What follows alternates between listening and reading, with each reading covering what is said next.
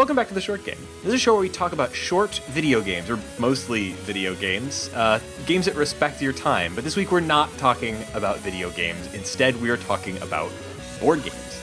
And we've done this once before. If you have been listening to The Short Game a long time, you might have listened to our board game special, which was like, I don't remember, like episode 9 or something? Pretty early. I wasn't around then. No, you weren't. Nate? Yeah, it's very early. Yeah. But it was a fun episode. But it's been like 2-ish years since we talked about board games on this show. So long. It's Yeah. like 1,000 Powercast years. Blech. Podcast years. Sorry. It's a good Blah. time to record. Blah, blah, sorry. Nah, it's okay. Shane, do you want to take that again, or either I of you? don't. I don't even want to take it the first time. I am joined this week by my 3 awesome co-hosts. Laura Nash, I'm glad that you're on this one because you're probably my board gamiest friend. How are you doing, Laura? I play so many board games. I think I own too many of them. I wish I played more of the ones I own. I tend to go to other people's houses and play their board games, and mine sit on the shelf, sadly, gathering dust. He who dies with the most board games on his shelf wins, I think, right? That is how living works. And Nate Heiniger, how are you doing, Nate? Bury me with my board games. Yes. That's how I Or feel. under them in a tragic accident. I'm glad to be here. Glad to talk about one of my favorite things to do as well. And Shane, my bro, how you doing, Shane? I'm doing amazing. I have actually spent the sort of middle of my day out at a bar playing board games. The very board games I'm excited to talk to you about today. So I'm really excited to sit down and talk about what I really liked about these games. Jane's got hot takes, man. And I'm eager to hear what you guys have been playing because as the lone exile to the West Coast, I have had more limited board gaming opportunities than I used to have. So this will be a little bit more by proxy for me, or a little bit more aspirational. But hopefully I'll get some good ideas for stuff I can play. And I've got a few things that I've played over the last little while that I'm excited to talk about too. I guess before we really dig into specific board games that we've been playing or that we've liked over the last little while, we should kind of just talk about like how we play board games, or like... Yeah, after all, this is a video game podcast. Right. And we're discussing board games for people who, maybe are not at this point thinking, hey, I don't really play board games. So how do you guys find your board games? How did you get into it? Why do you do that when there's things like Rocket League instead? Well, I really like games that you can play with people who don't normally play games. I have a lot of friends who have zero interest in video games, and I really like that a board game is something accessible, and taking them, a step past Settlers of Catan is really fun. And they always are like really excited, especially if you bring it to a bar. People just dig in and they're like, this is something we can do, after you're hot and tired and you don't necessarily want to chat anymore. It gives them something to do. And I find mine through 2 big sources. One is there's a guy named Matthew Baldwin who every year publishes a good gift game guide. And his primary rule is maximum time should be around an hour, maybe an hour and a half if he really likes the game. And you should be able to explain the rules in 10 minutes. And that's how he chooses it, because he says it's much easier to give a game for a gift that it's not going to overwhelm somebody who doesn't normally play games. So it doesn't matter how hard it is to play or how complicated, but rules should take under 10 minutes. That really makes sense. I think there's nothing quite as, I guess, it can feel like giving somebody like a burden to give them a really complicated game that, if they take a look at the rules and decide this is too much for me, then no one's going to have fun with that. And they're going to like resent you, and then you're off the Christmas card list. So yeah. Reagan, did something happen at one of your board game events? I was going to say, it's obviously, this is important for being a gateway drug into games. And you said taking people past Settlers. I think one of the most satisfying things too is just taking people to even just Settlers of Catan. Like, if someone still has a never great played game. any advanced board game, Euro game, whatever different word you want to call them.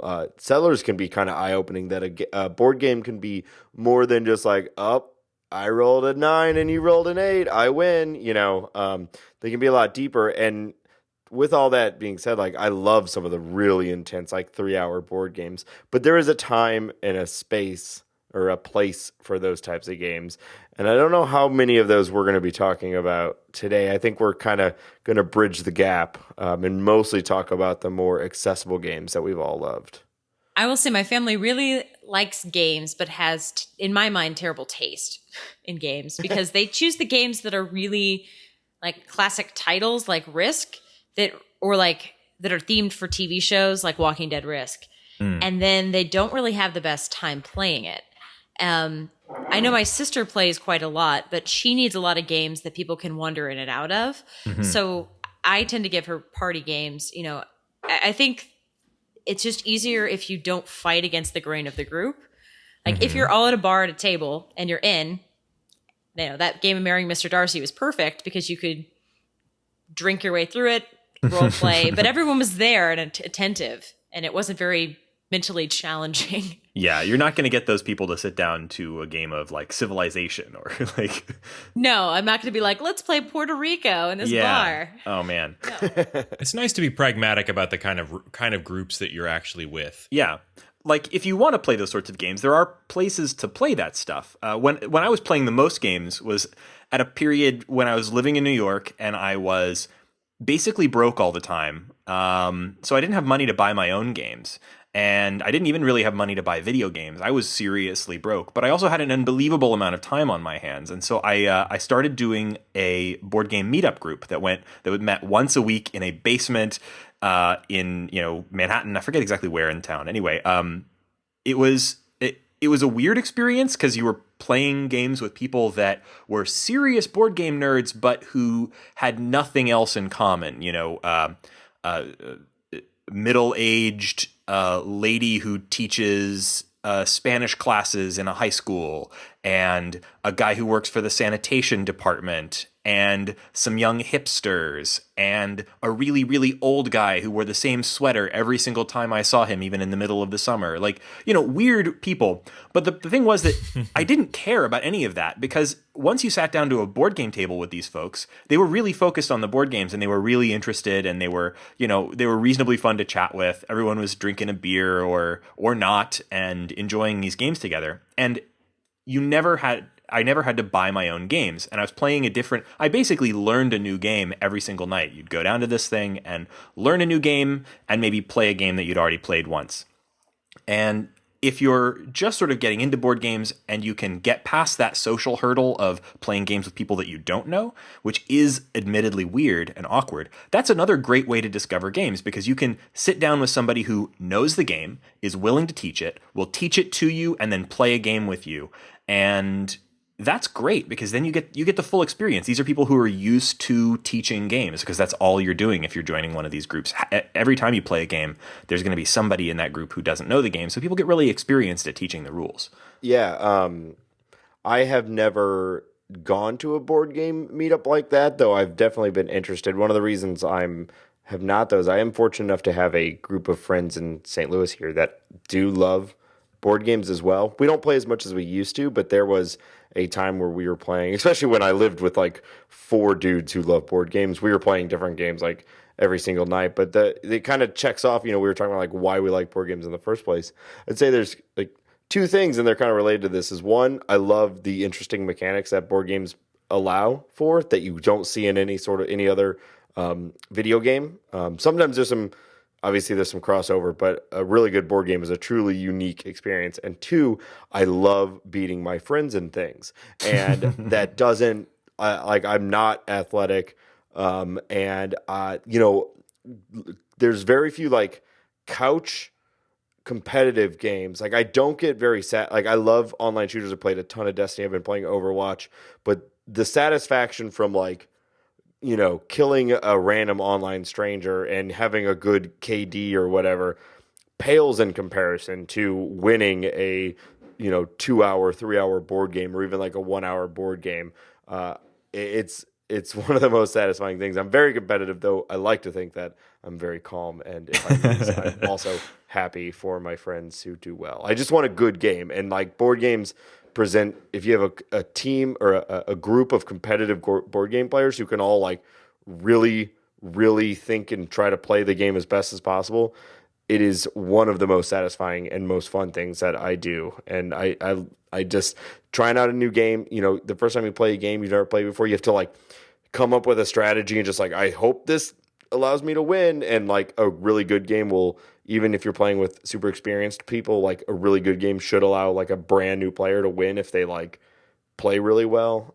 So I just love the unique experience and beating my friends. So, and Laura, I think your like idea there about making sure that you fit the game to the people is really smart. That's the first thing to think about. So if you are approaching board games as a hobby and you want to think about like who you want to play with, whether you want to play specifically with your friends or with strangers, and then kind of tailor what games you're picking based on that. And there are resources out there. Frankly, if you do a couple of quick Google searches for like best board games for 3 players that involve trains, you'll find like best board games for 3 players that involve trains. There's some really great websites out there where people do a lot of writing about this kind of thing. there's actually a lot of train-based games, really, if we want to look at it that way. I find today that one of the most useful resources is YouTube, because it's actually a really nice way to see a board game and know, am I actually going to like this? Am I going to like the rules? Because you can find videos of people explaining the rules to any board game that you can come up with. And if you find also someone who reviews games there, then you've got a really trusted source. And one of the games that I have today, I bought based on the recommendation of a YouTuber that I like, who goes by the kind of goofy name Actual Lol. And he is a board games reviewer he's in the UK, and he does reviews of all different kinds of board games. He makes great videos where he sort of changes clothes to portray all the different players at the table. Costumes I and voices. also watch a UK video series to get game reviews. Sit down. They change clothes quite a bit. Lovely. Maybe it's tradition over there. Maybe. But the game that I'm excited to talk about is not even really a board game. It's a dexterity game, and he did a whole series. He did a whole video comparing all these different Jenga alternatives, basically. So it's nice to find those kinds of things, because you see the game, you see it handled, you see all the bits broken out of the box, and you get a decent explanation of the rules. Yeah. It's also been very handy for me in something like that. If I am hosting one of the more complicated games and I don't want to have to spend, upwards of 20 to 30 minutes really explaining the rules, there are these sites that will create just a rules video where they lay out all the pieces, real nice overlays, designs, and I will send that rules video to the people that I know that are playing. And I say, hey, we're meeting next Tuesday. Please watch this video before we play. And assuming everyone does, it makes the setup and the start time of a game so much faster. So like really Laura, smart. you mentioned Great the Game of Thrones board game. Oh, long game. Yeah. It is, and I really, really enjoy that game. And it's actually, I think, one of the best themed to actual playstyle games that's been made. Like it does kind of play like you would expect a Game of Thrones-esque thing to go. But it is a little bit heavy on the rules because you really want everyone to be able to understand everything that they're able to do. And I don't like having that position of power because, like, oh, I knew I could do that and you didn't remember, So I try to get everybody on the same level. And so sending those videos is super helpful. Highly recommend it. Even for little games, there's like 10-minute explanations of great games out there. So in terms of breaking games down by who you're kind of targeting, what kind of group you have, I thought that might be a good way for us to approach talking about the games that we like and recommend. And maybe we kind of work from small groups up to big groups, or biggest, kind of work up that way. Maybe we should start with like games that work well for two people or very small groups. Yeah, I've got a great game for that. So the game is called Patchwork, and Patchwork is a game that is, for me, a unique game on my shelf because it's one of the shortest playing games that I have, and it's one of the best games for 2 players. It's a It's a game where each player is building a quilt. So you have a board that's basically a grid, and there are all these little scraps of cloth that are in a lot of ways like little tetraminos. And you take turns back and forth taking these pieces and putting them onto your quilt, and you're scored by how many buttons are on the pieces. So it's very cute. One of the things I think is mechanically really interesting about it is the way that turn order is handled. Because instead of each player having a set action or number of actions that they can take, you can basically, within a couple of boundaries, you can take a bunch of, you could do a bunch of different things on your turn. You could do a lot or you could do a little. And it's just a matter of however much you do, your fellow player, the one other player, because it's always a 2-player game, is able to do equally an equal number of things, basically. So it doesn't really have a turn order, so to speak. It has something that's kind of unique. That's really cool. So yeah, it's a really neat game, and it's one of the very few games that I've ever played that are explicitly for 2 players only as a board game. I have also not played a lot of explicitly 2-player games. Most of the games that I have on my shelf are designed for, any number between, say, 2 and 6 or something like that.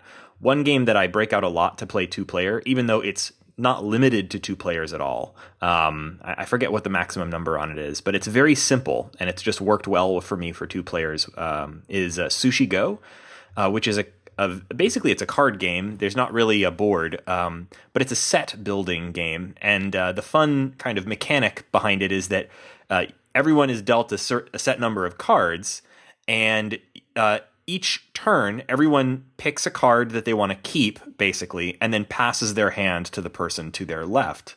And that continues until everyone, until the hands are empty and everyone's out of cards. But where it gets really creative is with the sort of set building. There's different types of cards that make up different types of sushi, and based on, like, when you get your cards, you might say, okay, if I get 3 of these type of sushi all together, then I get 10 points. But alone, they're worth nothing. Or maybe another type of sushi, it's just 2 points per piece. Or other types of sushi, I forget all of the different options off the top of my head. But long story short, there's a lot of different ways to score, and everyone's cards are out in the open. So as you're taking cards, you're not just thinking about what will I get, what can I take that'll give me points, but what can I take out of this hand that I'm about to hand to the person to my left to make sure that I'm not giving them what they want. A really fun little game, and really simple and easy and quick to teach. I've played a lot of Sushi Go. That is my go-to, like, family or friends. We've got 20 minutes.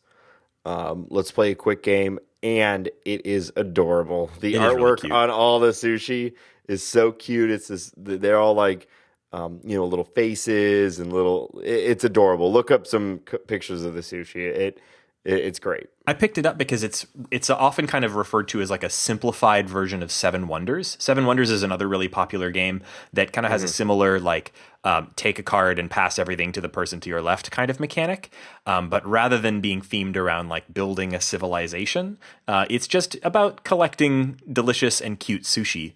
I believe that's called the drafting mechanic. If you see a game referred to as a drafting game, Sushi Go might be the most basic version of that. Yeah, but I like that it is so basic. I kind of bounced off of Seven Wonders. I had a copy, but ended up selling it. Or no, I just gave it to a friend because I just didn't find myself playing it almost ever because the explanation part of it took too long. Sushi Go does not have that problem. I actually have 3 games that are only for 2 players.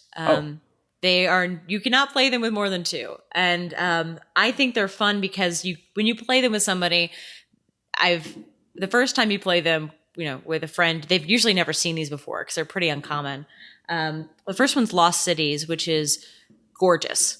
It is an exploration game, and it's based on Rummy. So, you can, you're basically building a landscape of a hidden world. So you have numbers, from, I think, a handshake, which is a 1, up to 10, and you can put any card down above it. But once you put like a 4 down, you can't play the 2 or the 3. So you're basically kind of betting on your own hand to see, can you play everything in order? And as you're doing it, you're creating these beautiful landscapes of like the ice world, or, you know, and you're trying to get them the prettiest expedition. There's also a game that's also a little similar called Morels, where you are collecting fungi of different sets, and then like you cook them and eat them, and you want the most delicious feast. And I don't actually know anything about mushrooms, but there's a lot of silly mushroom names, including like Hin of the Woods or like Fairy Ring. And you're basically trying to forage for mushrooms, and then you can like multiply your point value if you cook them in butter. And like This looks awesome. very cute. I like the art. Is adorable. And when it came out, it's a small studio, Two Lanterns Games. So when it first came out, it became a really hot game. It was temporarily super sold out. Not just sold out, super. That'd be a great name for a game, actually. Super sold out. Yeah, it's $25 on Amazon, so looks like Yeah, it's readily available now. It's That's now back good. to normal price. The last one is Mr. Jack Pocket. And I've actually never played the full-size version of this game, but it is tiny. It is a tiny tile game where someone plays like the detective Sherlock Holmes character, and the other one is playing Jack the Ripper hiding as somebody in the suspect list. And you and your dog Toby have to figure out, you know, someone plays one, the other one plays the killer and is hiding, and your job is to like ferret them out. So it's like Portable Clue for 2 people, except the killer's the other person. That's a neat That's idea. awesome. It's like a 2-minute explanation game, and the games are 15 minutes. And I have played this game in so many airports because it literally fits in a pocket. The whole thing can't be bigger than like a 4x4 square, Nice. maybe 5 inches square tops. Yeah, not too much for your carry-on. That's great. I do have one 2-player game that I wanted to bring up real quick, only because I've never actually played it, but I just bring it up because we're gearing to, and it's kind of the opposite of the 2-player games that we've been talking about. It's called Twilight Struggle. It is routinely in the top 3 on Board Game Geek's like rating system, which is a website we didn't hit at the beginning of resources. BoardGameGeek.com is like the go-to like list of board games that have been made. Yeah, it's the IMDb of board games. I actually don't go there for recommendations anymore because they're sort of I feel like they have a slant towards incredibly complex or strategic games. If that's what you're looking for, very often their ratings are like Yeah. great if that's what you're into, and that is sometimes what I'm into. But yeah, it's a great Yeah. site if you just want lots and lots of detailed information about literally any game. And this game, Twilight Struggle, the box says it takes 3 hours. And when the box says 3 hours, you know that actually means like 4 or 5 hours. Yeah. It's 2-player only. The instructions are like a book thick. The only thing stopping us from playing it has been just like comprehension and time invested. But we're getting ready to play it with a good friend of mine who is a intense board game collector, so he has it. So there are, you know, complex 2-player only games out there. I've seen that really game and cool. didn't realize it was 2-player only. That's I had pretty no interesting. idea. Yeah. It's about the Civil War. It's about the Cold War, and it's like a long-term struggle between United States and Soviet Union. That's really all that I know about it, but it's supposed to be intense, very rewarding to complete, but a very big investment. Yeah. Those are the kinds of games that I think worked really well at that board game meetup thing I was talking about. Although I hadn't tried any 2-player games there, that wasn't a really common thing to play. But those really big, complex strategy games, you know, you plan your whole night around something like that. You take a break in the middle for dinner or something. Start at 3 p.m. You know, really plan around it. Mm-hmm. With bigger groups, I kind of tend more towards those more complex games. With little 2-player games, I tend to go for things that are quick to pick up and finish that don't take a long time to play. But with bigger groups, I tend to be a little more flexible. But looking at our list of stuff that we all threw on here, it's pretty diverse. The one that I wanted to mention, because it just got a new edition and is a game that's been really important to me over the years, is Kill Dr. Lucky. When I was first Yes. getting into board games and was, mostly broke, one of the few that I was able to afford was Kill Dr. Lucky, because Kill Dr. Lucky is from a company called Cheap Ass Games, which is exactly what it sounds like. They have some great games and some real duds, but their great games are really great because they're really inexpensive. They cost like $7 to $10. And they don't include a lot of the stuff that they kind of assume that you'll probably already have on hand. So, Kill Dr. Lucky, when it first came out, was literally just a board and some cards, and they kind of expected you to scrounge up some pieces that would be your pawns on the board. Other games from them ask you to bring your own like Monopoly money, so they don't have to provide it in the game box.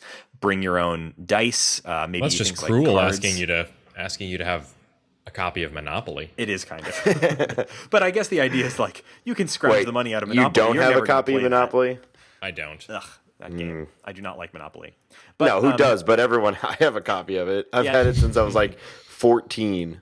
I think the reality is like if you have a basement or attic, you probably have a copy of Monopoly somewhere. Good point. So Kill Dr. Lucky is probably their most famous game, or it's certainly the one that they've like one of their first. And it's from James Ernest, who's also important in other game design stuff other than just the cheap ass games. But anyway, Kill Dr. Lucky is kind of reverse Clue. And so the idea is that you're all in a old manor house Clue style board, lots of rooms. But rather than trying to solve a murder, you're trying to commit one. There's one guy in the house, Dr. Lucky, who everyone in the house has a motive to kill him.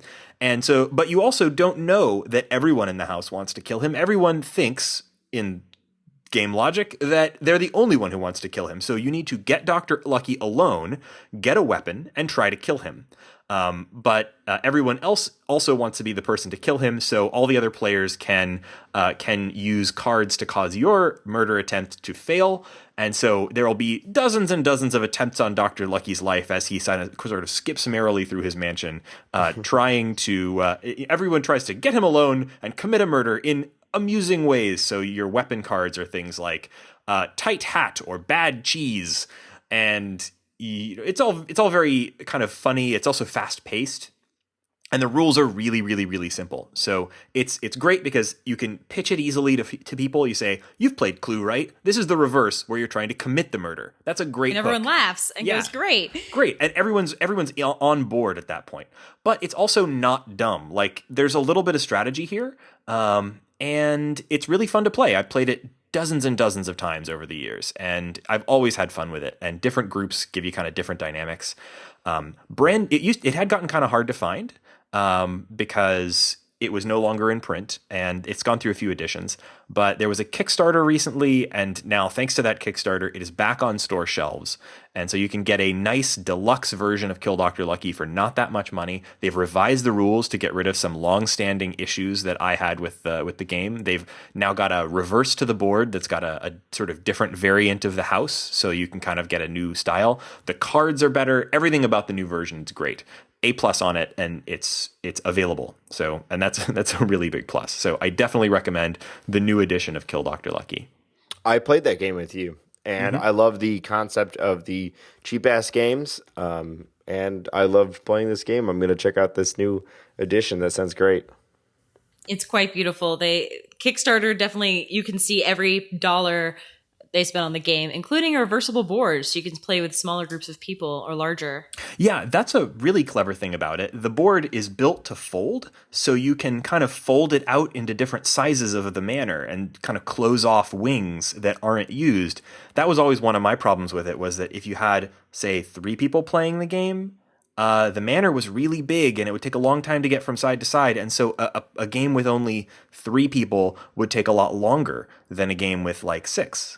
So, yeah, that's a huge improvement. Great. I'm excited to see that because I've only ever played with that cheap ass copy that we had back in the day. That You know, has when you don't say games after the word cheap ass, it really alters Cheap ass the TM. Yeah. Yeah, the cheap ass games version, not just the cheap ass they version. embraced it. That was the it's- cheap ass it's really games the was same all thing. about Yeah. doing their games in the form of just something like they could fold up in a single piece of cardboard and mail out for $1. You know, Yeah. they were. I love it about that. Yeah, and I own 3 of the deluxe versions of games that I remember playing much earlier. I own Kill Dr. Lucky, Unexploded Cow, and Deadwood Studios. Oh, So Deadwood had a more deluxe version? they did. It's beautiful. That's nice. That's a great game. I just remember in that one, you would get cast in different roles, and one of them was falls off roof. Yep, that was a good game. Well, while we're on the subject of cheap ass games, just before we move off it, the other game that I had on my list to talk about for sort of larger groups is another brand new or new-ish cheap ass games release called Fish Cook. They are still doing this. Cheap Ass Games actually kind of stopped publishing games for a while, but came back, and they're back to doing pretty much the same thing, making inexpensive games that are cheap by virtue of not including all the crap that like not doing a custom set of pieces and custom set of money and things like that are basically interchangeable for every game. Fish Cook is like $15, and you have to bring your own dice. You need at least 12 D6, and you also need some way of keeping track of money, like Monopoly money. But it's a game that's it's really, really nice. A little strategic game where you're all playing cooks who manage a restaurant, and each day has 2 phases. You go to the shops and you try to buy ingredients, and as you buy ingredients, they get more expensive, and so you're trying to collect ingredients before your rivals get them. And then you go back to your restaurant for the evening part of the game where you cook various recipes. It's a really neat little game. The cooking theme is really cute, and it's a really, really good, it's kind of a Euro game in its kind of style. It's got a good strategy element to it, but it's also very cute, and it's relatively simple to teach. A little more complex than Dr. Lucky, but I also definitely recommend that. And if you're looking for something really inexpensive, Fish Cook is $15, which is a great deal for that game. Yeah, that sounds like a lot of fun. Yeah, if you're also looking for an inexpensive game, Hanabi is a terrific and easy to learn, very hard co-op game. It is based on, like, it's fireworks themed, but the hook is that you get a deck of cards, you get a hand of 5 cards, and you hold them backwards so that you can't see your cards and everyone else can. And you're basically trying to play rummy, putting the cards down in the correct order and the right column in the right order without you're trying to make suits, all the blue ones from 1 to 10, all the, and through the whole deck of cards for the different colors, but you don't know what you're holding. So you can either put a card down or get a hint about the color or the number. So you can say you have 5 red cards in your hand, or you can say you have 2 2s in your hand, or you can say, like, this is a 4. And from that, you have to figure out how to pull the cards down. It is so annoying when someone has someone they're dating who is not smart and they come into Hanabi and they don't pay attention and they put down the wrong cards and kill because you only get a couple wrong cards before you all blow up. And you have to really trust everybody to pay attention because, like, this is not a vicious game. This is a co-op game. But someone who should have known better, like should have used their deductive reasoning skills and paid attention, is the most infuriating I've been in the last year at a board game. Oh, boy. Was that, like, stupid black-haired girl who was, like, on her phone. Sarah. I Jeff, didn't pay even know attention. her name because I was like, Man. this girl that dude brought is like, nope, don't bring her back to board game night, guys. Oh, man. She's banned. That sounds like a lot of fun. If it's 2 to 4 players, I think you can now do 5 in some hands, but yes, it's a bigger group. But I think the issue is it becomes very hard to hold in your head what you have. You don't get enough information if there's more players. Yeah. So I have a game. It's a little bit longer. Total, it would probably take. It can take about an hour and a half to 2 hours, but it's very involved, and it kind of builds a training round into it. So while there's a lot of rules, you can kind of just like breeze over them and say, after we play this first round, you'll really understand what's happening, and then we'll go from there. It's a really awesome game called Galaxy Trucker.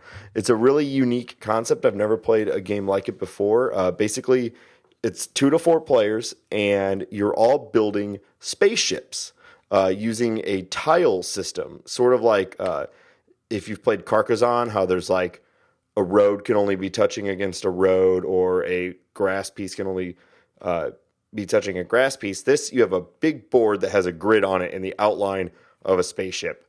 And in the middle is about 100 different tiles that all represent different pieces of a spaceship. And there's actually a timer, and everyone is grabbing and trying to build the best ship possible. So we're all trying to grab the pieces. They're a limited resource. Some are better than others. And you're trying to build the best ship. There's like little modules on it. There's a single connector, a double connector, or universal. Single can only go on single, double, etc. You build these awesome ships. It's a ton of fun to build the ships. Then they go through a series of random encounters from a deck of cards. So it'll be like, here comes a pirate ship. Whoever's at the front, if they don't have enough guns to blow up that ship, then their ship gets shot by lasers, and literally pieces of your ship get shot off. Like, you have to remove tiles from your board as the pieces of your ship get shot off. And if you had a ship where like you only had one connector coming off the left side and everything is built off of that, and if that one piece gets blown off, everything gets detached, and your whole ship can be destroyed entirely by lasers, meteorites, slavers, all sorts of different things. And it starts with a really small ship where you maybe accrue, like if you successfully make the whole journey, you may get 8 to 10 points. And the final ship is huge, and you may get 40 to 50 points for like successfully making it. So that first round, even if you get entirely destroyed in the first round, you can still win the game. So the first round kind of acts as this like really awesome training round. And it's so much fun. It's really silly because you build these stupid looking ships because you're on a time crunch. You're like, shit, sure, I'll connect this, I'm done. And then you just hold on for dear life as your ship gets pelted by a number of different things and see who survives till the end. It's a ton of fun, especially if it kind of has some like video gamey feel to it, you know, where you're just kind of like seeing what happens, letting it run, you know, and seeing what happens. I can't recommend it enough. It looks really fun. I've still never gotten a chance to play it. It's not a cheap board game. Actually, none of these are cheap, frankly. A lot of like, it's not like $15 like Fish Cook. But I was just looking, if you're not interested in like on a whim trying a $50 board game that you've never played before, apparently the iPhone and iPad versions of this game are really, really good.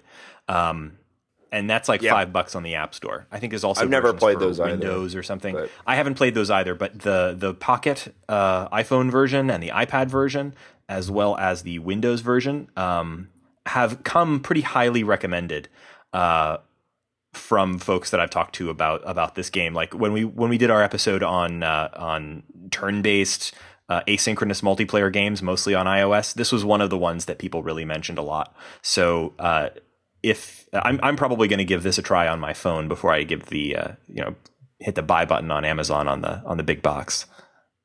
Yeah, it is a more expensive board game. There's a ton of pieces. It's really well made. So you're paying for like the material. Yeah. I agree. I mean, there is a barrier to entry with a lot of board games. The cost plus time plus friends. Yeah. Which does make it a hobby that can be difficult. Board games are fun to collect, but you do have to have a restraint on yourself because it's easy to just like click buy and then you look at a shelf full of games that you've maybe only ever played once or never played at all. I always try to make sure I've played everything on my shelf to a point where I feel comfortable with them before I buy another game. Yeah, well, that's another reason to try those meetups if they're something that's you can find, because they also you can end up swapping games with other folks. You know, if you've got a game that you've played a couple times but you're kind of tired of, and maybe they have a game that you haven't played before, you might swap games.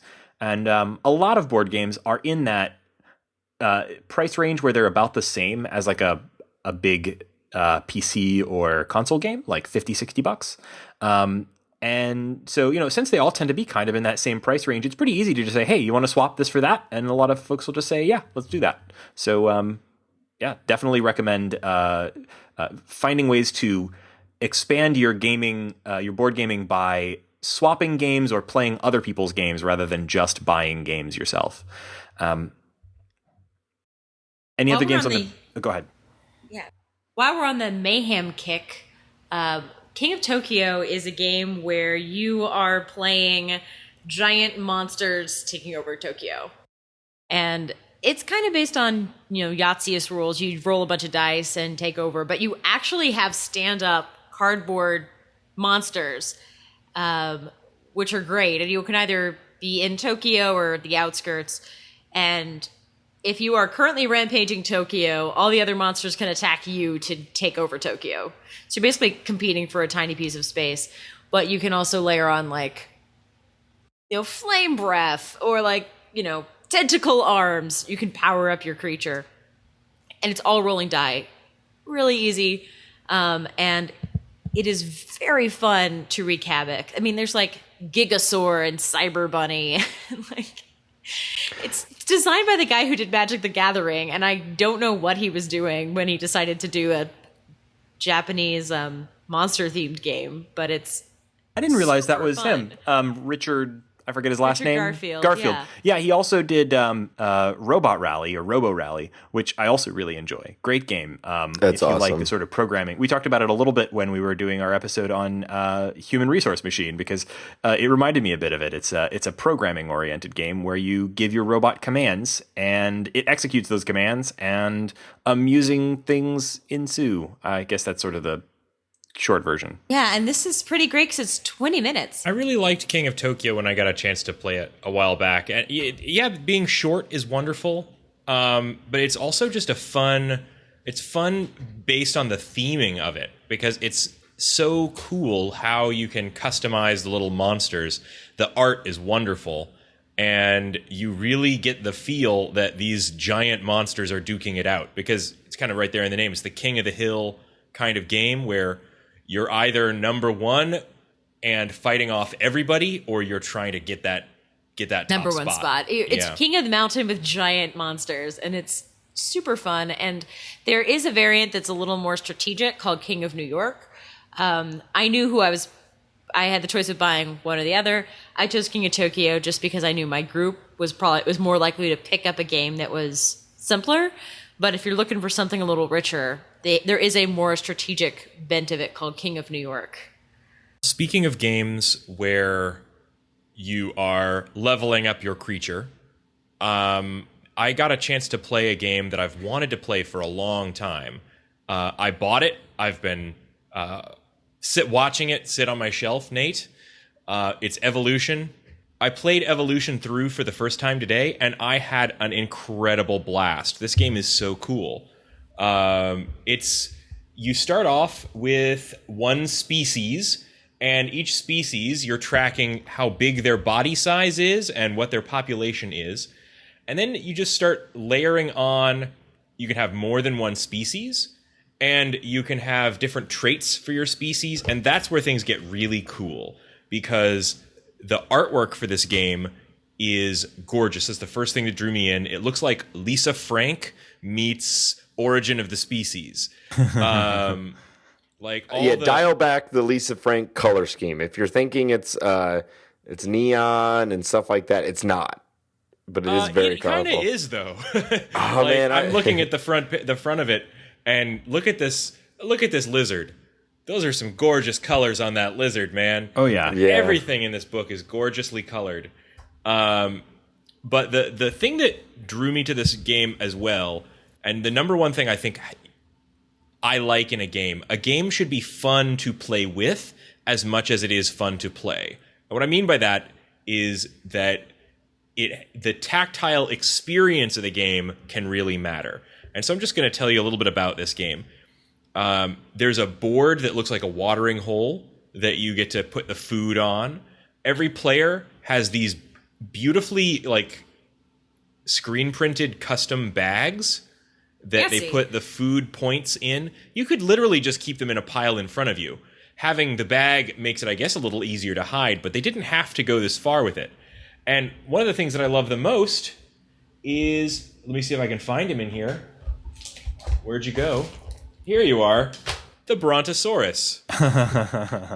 Oh, look at that. It's awesome. It's, It marks it's the who's first player marker. Yeah, it marks whose turn it is. A big wooden brontosaurus. You know what's crazy about this game too is this has a ton of awesome pieces, ton of like really everything feels great in your hand, like Shane's saying, and you can get it for $30. This game is on sale all the time online. I got my copy for $30 on Amazon. Yeah. And it supports from 2 players up to 6. Mm-hmm. Hey, here's another great bit from the game is they have this player aid booklet that includes an explanation of what all the different character Traits. adaptations, the traits are, and explains all the different phases of play. Makes the game really accessible that it comes with a huge stack of these, so you can put one in every single player's hands. Yeah, and it can play up to 6 players, which is awesome. And it has a mechanic for if there's more than 4. It's turn-based normally, but if there's more than 4, it actually allows you to kind of remove the turn element of it and kind of everyone play at the same time, which speeds the game up for a lot of players. And I mean, you can do that anyway, but it for a smaller amount, you might as well just do it in turns. It's really fun. Like the evolution idea of it is really interesting because you might have a creature that you are building as a herbivore burrowing pack animal, and then 2 turns later you replace burrowing with carnivore, and now you're directly attacking your the other players' creatures and eating their population down, and often creating turning other people's species extinct. You can actually lose your species, which is really sad because if you're like me, you give them funny names and then you get very attached to them. And then when somebody takes their giant turtle, tree living carnivore and eats your horned flying, that actually wouldn't work, but horned burrowing monster, it's pretty sad. Really fun. Yeah, and the more you play with people too, there's a really good meta game in it where you're like, well, I know he likes to, go carnivore early, so I'm going to build a defensive animal first. And yeah, there is sort of a prisoner's dilemma type element to it when you are deciding whether or not to be a meat eater, because if everybody just goes all in with eating plant food, you can support an enormous population. But the minute somebody starts going carnivore, things start to kind of turn. For a very different bigger group game, Betrayal at House on the Hill is a co-op game for a while. You all are exploring a haunted house, and you're all running through the house, buffing up your little characters, making them a little more psychologically stable or stronger, getting new pieces, and then at some point you trigger the haunt. And you look in this giant book, and whoever triggers it takes a book, goes in another room, reads their page, and you read yours, and now it's everybody against that player. They might be insane and trying to burn the house down. They might be a werewolf. They might have turned invisible and are shooting you. The book is huge. There's a whole ton of, ways that you can do the end game edition, and they're actually coming out with their first ever expansion. The game's pretty old, and they're coming out with the expansion in October, which the game currently has basement, main floor, and second floor, and they're adding a roof and a whole bunch of new in-game solutions written by a whole bunch of webcomic people. Cards Against Humanity guys have done it. So I think there's going to be another 40 end games. So even if you've played that game to death, it's still going to be 50 to begin with. So it comes with 50. Wow. So you have to play the game 50 times the first time, and now there's another 50. I've played that Wow. game before. There is no other game that I've played that has an experience like that, because you spend upwards of an hour to an hour and a half working together, being a team, exploring a haunted house, and the Helping game each other takes- out. Yeah, and you don't I know. really consider it to be a hybrid role-playing game in some ways. It's great. Yeah. I mean, It you does get have things. that feel. Yeah, the old and crazy woman said you should drink this potion that glows with amber light. Maybe that's how she got so old and crazy. Great text. Awesome. Yeah, that game is amazing. It's been a long time since I've played it, but I never played anywhere near all 50 of the awesome scenarios that it gives you. It's really cool. Played about 5. Yeah. Well, that's a good sort of big group game, but we also kind of added to our list of things we wanted to talk about today party games. You know, if you sometimes you have a group of people that just simply will not or are not interested in playing a game based on strategy or a really rules heavy experience, even something as kind of free form as some of the things we talked about already. Sometimes you just want something that is like a fun way to enable fun conversations in your group, or, you know, like party games. And I know I am really, really tired to death of Apples to Apples and of Cards Against Humanity. So, to be perfectly honest, like if I never see another Cards Against Humanity card in my life, I will be a happy man. So I wanted, but I don't have really a list of other things of this type to play. And I know, Laura, you had a few. You introduced me to Slash recently. Yes. Maybe you can kind of. It seems like you have a pretty good list of these ready to go. I play a lot of these. So Slash is for your nerdy friends or your pop culture friends. So cute. You can mix in a few people who are not as into it, but they just have to be really okay with guessing. You play. You similarly like Cards Against Humanity, draw a deck of cards, but you are matching up people. So do you think that Kesha should be with Xena Warrior Princess, or should she be with Archer? And then you have to defend your pairing. So instead Slash, of like Slash in the fan fiction, it is Slash style. Yeah, Slash fic super the great. game. And the people who don't know any of the characters usually combat by getting incredibly filthy. Because they don't have pop culture references to draw on. They only have physical descriptions on the cards, and people get weird in this game. And it's a great way for people who you've never, I took this to Memorial Day barbecue last year, and someone's dentist boyfriend gave the filthiest description of what happened when the 50-foot woman met a Tetris line block. Yeah. Have you played Super Fight? I have not played Super Fight. It's in the same vein of like taking the concept of how Cards Against Humanity works or how this game works, but instead of like pairings of famous people or whatever, it's really like over the top battles, like versus things, and two people pick two cards to go together, and everyone decides who would win in that fight.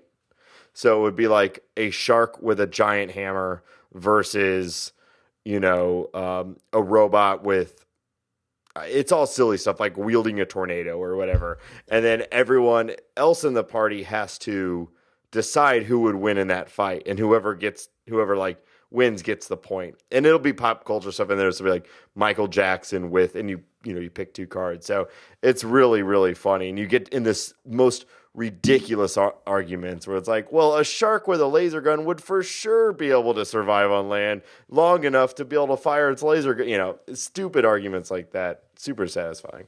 Yeah. And I've played a lot of games that are also like, who is the mole? Who's the bad person? Or like people are backstabby. But I think the other, like my current go-to party game in the right crowd, it's perfect. It's called Concept. There's just a giant board with all of these icons on it. Like, and then you get a word, and you, without saying anything, can only place tokens on like 5 or 6 icons together. And you have to try to piece together very difficult concepts. Like we got barcode from somebody who kept pointing at like numbers and grids, and then like red. And then she kept clicking electronics, and we couldn't get it. Like she kept just banging the thing on the icons, and we were that like, helps. it's not helping. So it's like really when good. someone's doing charades and they just keep like flapping their arms, and you're like, I've guessed literally everything I can guess for what you're doing right now. Switch For it up. barcode, there were 20 people in the room. We were all trying to guess this girl, and then by the end of the game, like 10 people defected to try to help explain barcode, and we got it, and the whole room just erupted because we were so excited. It is, if you didn't have anything, you couldn't draw in Pictionary if you could only point at existing icons. It's like, it's very similar to doing emoji something and trying to communicate a term with only emojis, but they're a little bit more, you get things like an up arrow or a down arrow. For real big geeks, it's like the alethiometer and golden compass. where you're like, well, she put down family third, so it's like a tertiary description of what we're going for. Movie titles, for some reason, are very easy in that game, though. That's really interesting. Like, I would love to play that because it really seems like they would have had to have done a lot of thinking about what sorts of concepts to include and what sorts of icons to include, and that sounds really, really clever. Very cool, and it's a good, like, you come off something like Slash, and then you guys want kind of a chiller game where you're all thinking about something. Concept is a beautiful, beautiful game for that. I've got to get that because my wife would be so into it. She at work, she has to make communication boards for people who have like speech impairments. So I think Concept might be an interesting thing for her to see. My favorite party game now, and I've played this many times with various ages, groups, types of people who've played games, whatever, and it's 100% been a huge hit. It's a game called Cash and Guns. The concept behind it is that every player is a robber, a thief. We worked together as a heist team, and at the moment of collecting the money, we all turned on each other. And the game comes with these really nice foam handguns. They actually have the orange tips on the end, but they're real big orange handguns. And you count someone who's the Godfather, which is just part of the game, but they count down from 3, 2, 1, and everyone points a gun at another person in the game. And prior to that, you have these cards that represent a bullet or a click, like a blank, and you've decided before whether you're shooting a real bullet or you're not shooting a bullet. And there's various reasons for why you may or may not, but bullets are limited resources. Click is not. Everyone points a gun at each other. Then you do 3, 2, 1, and those who want to bow out of the game set down their gun. They knock over their little player guy, and they say, okay, I'm done. Anyone who is pointing their gun at them gets to put their gun down. They're still in it. Anyone who still has a gun, though, pointed at them, they now go in a circle resolving whether they did an actual bullet or they did a click. If they did a bullet, the person gets shot, and they're out too. And all the people that are still standing at the end, having either not been shot or not bowed out from people pointing the guns at, get to round robin select the loot that's there. And it goes for 8 rounds. And whoever's collected the most money by the end of the game wins. It's so fun. Doing the 3, 2, 1, and then everyone draw, pointing a gun at each other. It's like Mexican Standoff, the board game, basically. And it plays up to 8, and it comes with 8 of these little guns and these money tokens and these big money tiles and little Godfather thing, and the amount of silliness that ensues, and stupid movie quotes, and everyone's trying to pretend to be a tough guy because they're all pointing guns at each other.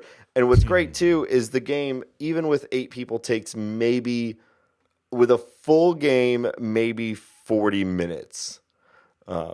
And with a smaller group, you can get it done even faster than that because it takes about 3 minutes to explain. You put a foam gun in someone's hand, and they're immediately into it. Oh yeah, there's these little characters that you get to be. They're all caricatures of movie robbers. So you've got the gangs, the 1920s gangster. You've got I don't know, watch Kill Bill, and everything from Kill Bill is in there. Every crime movie you can think of is represented in it, and it's fantastic. That sounds like a blast. And it's pretty cheap too. I think it's $30, and you get that great tactile feel. And I've played it with my family. I've played it with work people. It's awesome. That's the nice thing about party games is they are so accessible. You can bring them to almost any sort of gathering where you're wanting to kind of break the ice.